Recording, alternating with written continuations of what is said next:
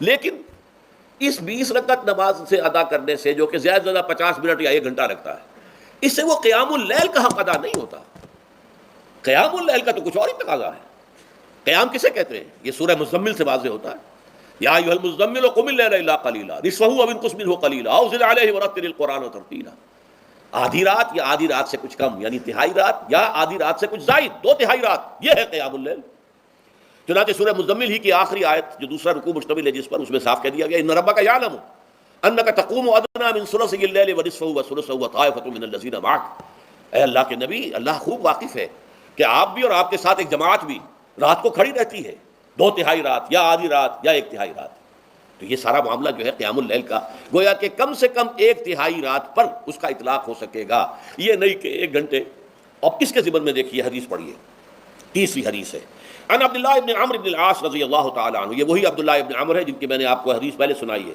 یہ ساری رات کھڑے رہتے تھے، پوری رات، اور ہر روز روزہ رکھتے تھے، جس پر حضور نے منع کیا، لا تفعل، مت کرو ایسا. رضی اللہ عنہما، یہ خود بھی صحابی ہیں اور ان کے والد عمرو بن العاص بھی صحابی ہیں.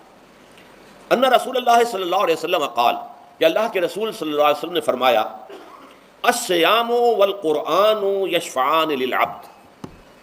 روزہ اور قرآن بندے کے حق میں شفاعت کریں گے.